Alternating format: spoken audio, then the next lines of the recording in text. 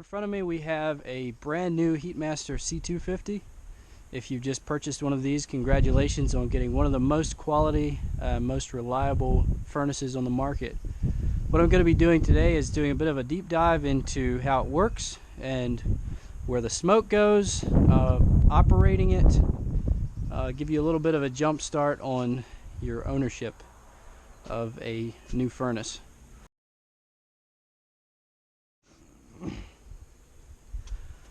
So first of all, this is what it looks like from the factory. You have your maintenance manual here, and it comes with a hat and a headlamp and your firebox tools.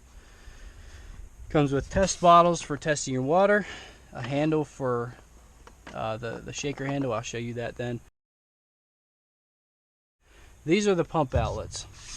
So your pump always goes on the supply, pumping downwards, and then your return always comes back on the, obviously it's labeled return. Here's your temperature sensor. This tells the control what temperature the water is.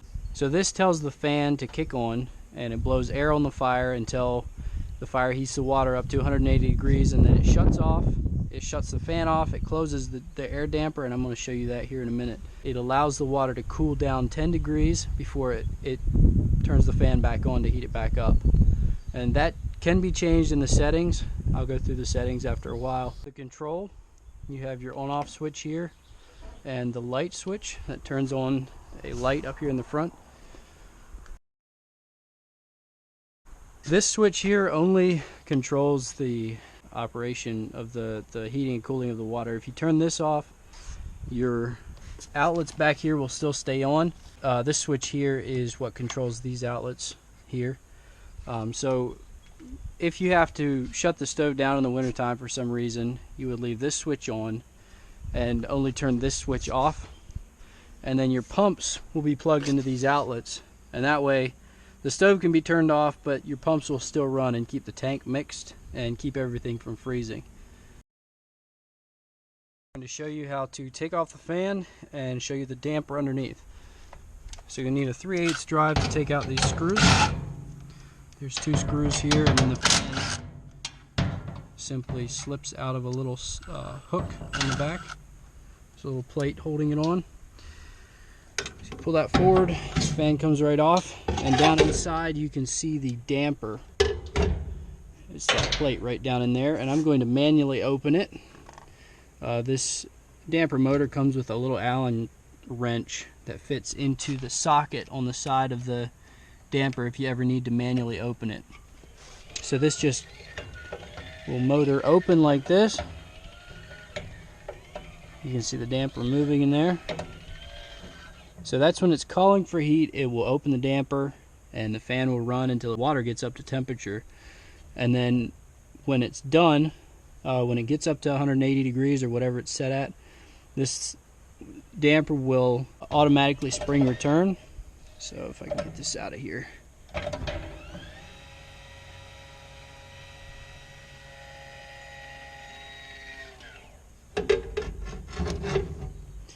There we go.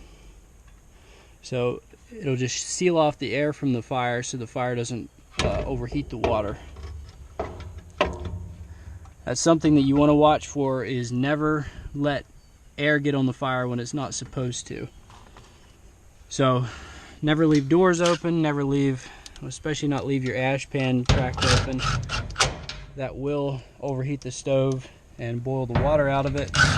And then you're losing treatment and also potentially overheating the wiring in the stove and possibly melting things. You'll receive a gallon of water treatment when you purchase a stove. What this does is it basically is very alkaline. It treats the water for conductivity to prevent against electrolysis. The tanks are all stainless, so they won't rust, but there are some other problems with pinholing if the water isn't treated properly.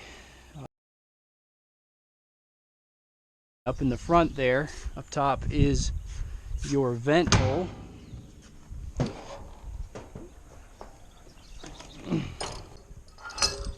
This is your float. This tells you how much water is in the tank. This only shows about the top 10 gallons, and this will fluctuate some with heating and cooling. So you can expect when the stove shuts off and cools down, it'll drop down probably an inch. As long as the float stays about in the yellow marker there, it's fine. Once it gets down to the red, you want to add some. But remember that that's only showing the top 10 gallons of the tank, and you don't need to panic if it starts to get down here. It's still safe as long as there's water covering the firebox, so there's not flame against bare metal.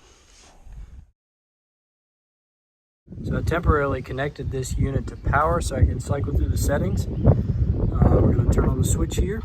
It's going to take a second to turn on this control here. Alright, so it's sensing the water's at 69 degrees. The fan is running, the damper is rotating open. Alright, any button you push just brings the light on at first, and then you hit set one time, that takes it to your Fahrenheit Celsius setting. Leave that on Fahrenheit. Set point is at 180. So that's what it's going to aim to bring the water temperature up to. It has a 10-degree differential, so it'll go down to 170 before it kicks the fan on. Then it has a H1 and a C1, and this is something to watch out for. I've been called out to a number of stoves that have had this wrong because the owner changed this to C1 without realizing it. And what that is this control is used in several different applications. This is a cooling mode that does not work for your stove. It'll try to cool the water instead of heat it. So you want to leave that on H1, and then that's a delay setting that we don't use, and then you're back to your home screen.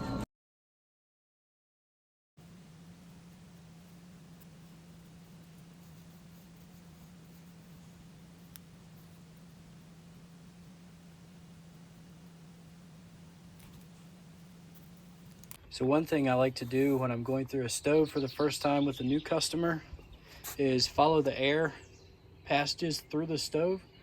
That makes it a lot easier to look for a clog if the stove isn't running right, if you know where all it's going. So first of all, you saw the fan here. It goes down through the damper at this point. That's the checkpoint right there. And it comes down through this elbow and into the ash pan area. So from here, we go to the front. The ash pan goes out. And in the back there is the inlet that we were just looking at. This handle here moves the grates up and down. We'll look at that in the firebox next. Whenever you're closing the ash pan, make sure it's centered side to side and fully latched. In the firebox, you see the grates that I was talking about. When the ash pan is closed, the grates do not have a full stroke. You can open it up pretty far in the back, and you get to the front, and it hits a wall right there. And that's when the ash pan is latched. It keeps it from doing a full dump on the grates. Basically, that keeps big chunks of coals falling down into your ash pan. Then if you shut the stove off and you want to clean it out more fully, just crack the ash pan open, and then that barrier is gone and you can do a full dump. You see the big gap right there. You can let a lot of larger chunks fall down into the ash pan. But you only want to do that when the stove is shut off, so you're not getting hot coals down in the ash pan. So the air comes up through the grates into the fire, and then it goes up to this curved baffle up into towards the chimney area. And this baffle can be taken out. You generally shouldn't have to, but these little tabs can be gently pried down, and then this whole tray slides forwards and falls down.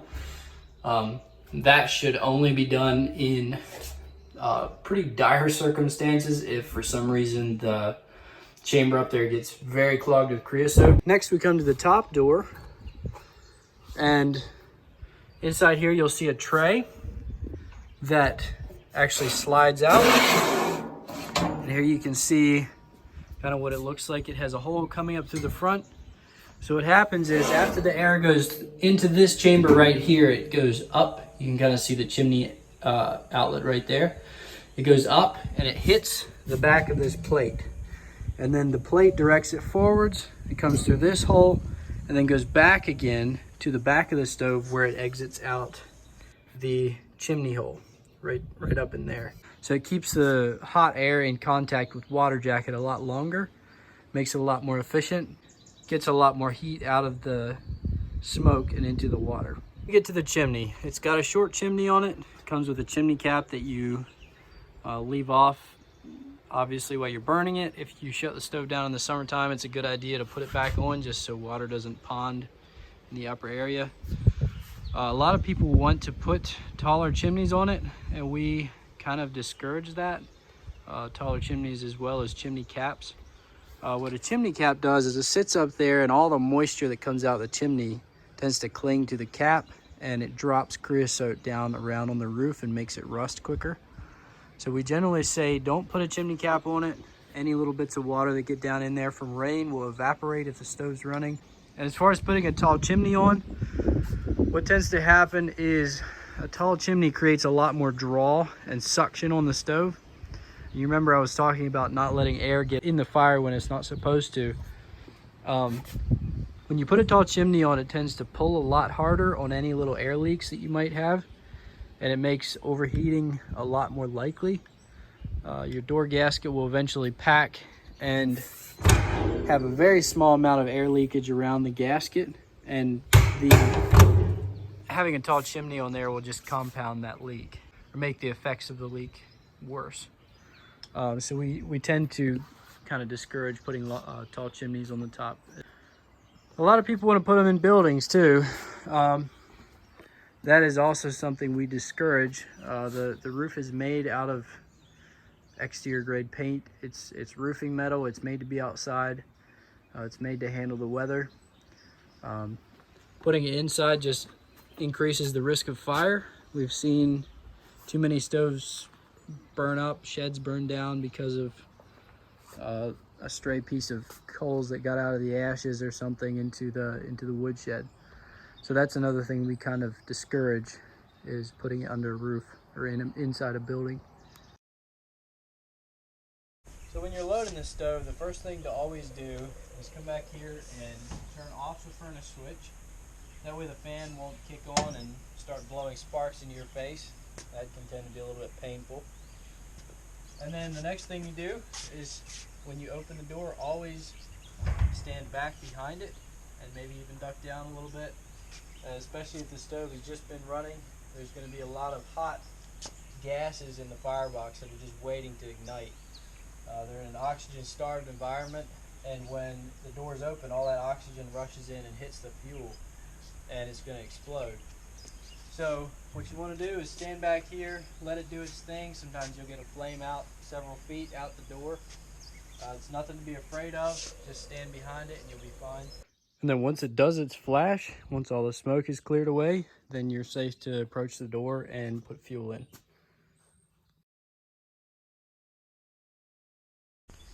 One of the main causes for creosote clogging is overloading your furnace.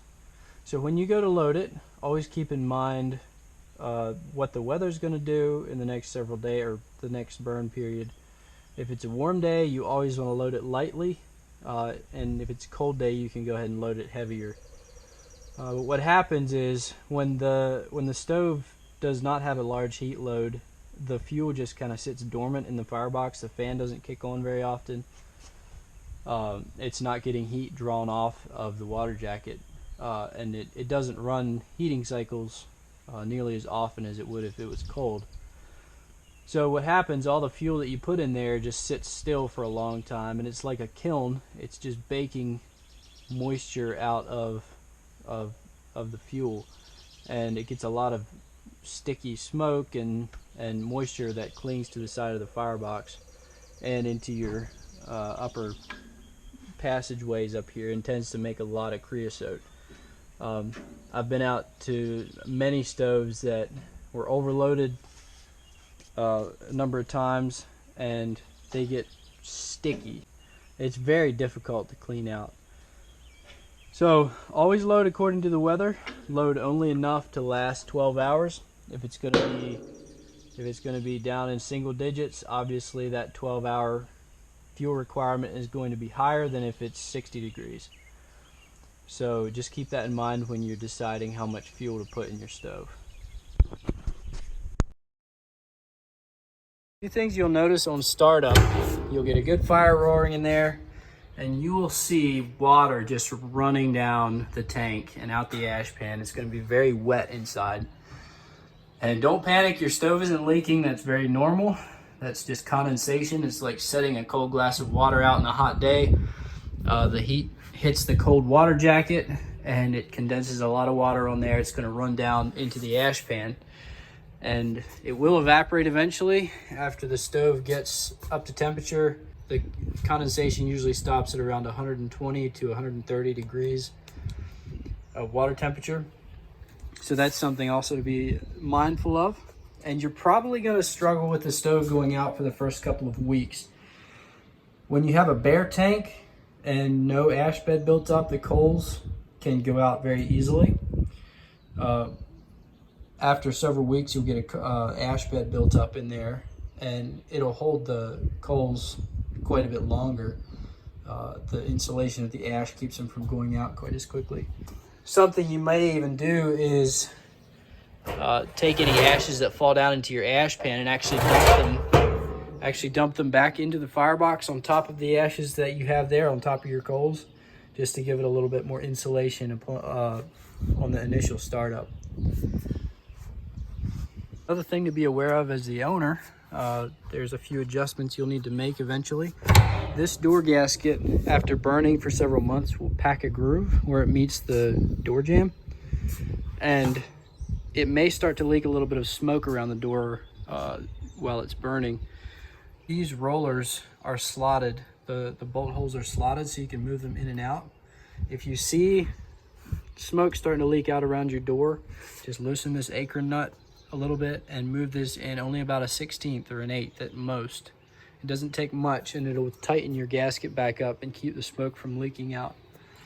That's the same for your ash pan and your upper door as well.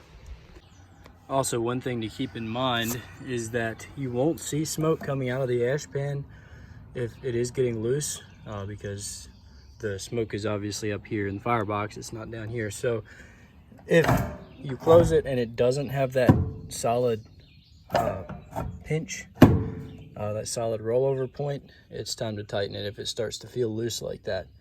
Because if it gets loose down here, it's going to draw air in onto the fire and make it overheat. Often to clean ashes out. Well, you basically want all your airways to stay open at all times. So probably, depending on the kind of wood you're burning, you'll end up emptying this at least once a week, maybe some more. You want to check it fairly often, just to make sure it doesn't build up to the level where it's starting to block off the air from getting to the grates. You really don't want the ash pan to fill up more than about 2/3 to 3/4 full.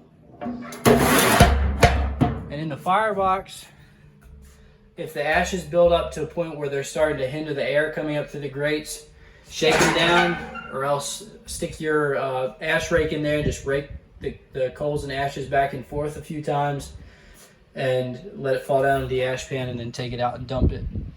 Basically, you're just trying to keep the airways open at all times. You shouldn't have to take ashes out of the firebox very often.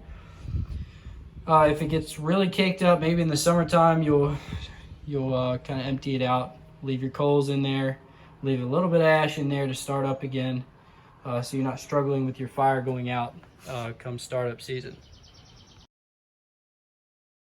In the summertime, if you do run the stove just to heat your water, you'll probably have trouble with it going out fairly often. Because there's no heat load on the stove, it's not going to call for heat very often. It's not going to kick that fan on. So there's a couple of things you can do to remedy that. In the back here, we have an air leak disc. It's right down behind the damper. It's basically a little rotating disc that has a hole in it. What that's going to do is let just a little bit of air trickle up through the coals, just enough to keep them lit. Only open it as much as you need to. It may take several days to figure out exactly where you need it, but that is an option for helping keep your stove lit. The thing that's possible to do is set the differential down lower. I would set the stove down to 170 in the summertime, and if you're just running it for hot water, I would set the differential down to 3 degrees. That means the water only has to drop 3 degrees for it to kick back on. It'll cycle more often and keep the coals lit better. So what do you do if your stove overheats? It's something that we're all going to run into eventually.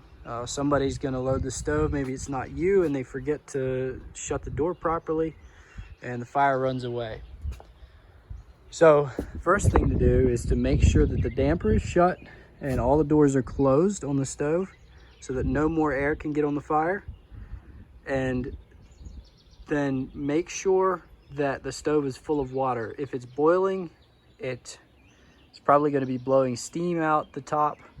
Make sure it's got water in it. So fill it up as quickly as you can. Make sure that it has water in it. As long as there's water above the firebox, the stove is not going to be harmed.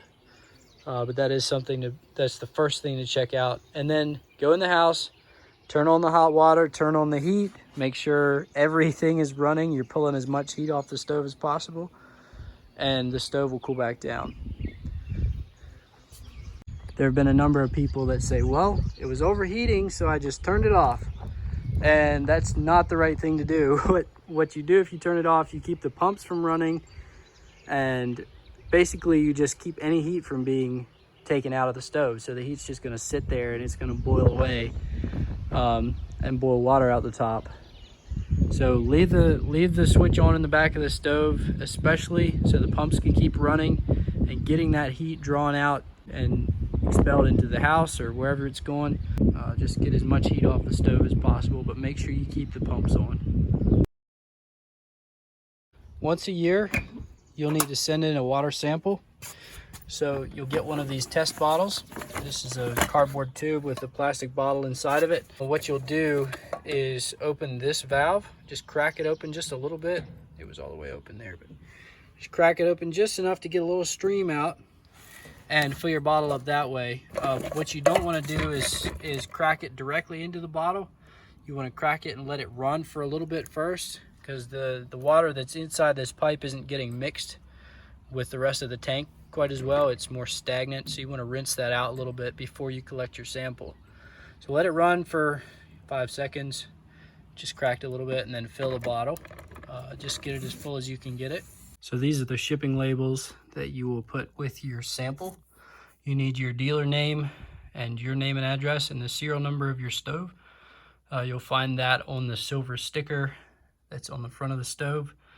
And then you put the date collected and your email.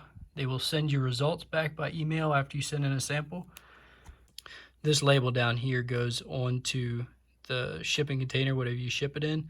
And this part up here goes actually on the plastic bottle. The cheapest way to ship it is to take it to the post office and put it in a flat rate envelope. That way they don't weigh it. It's more inexpensive than shipping it directly in the cardboard tube.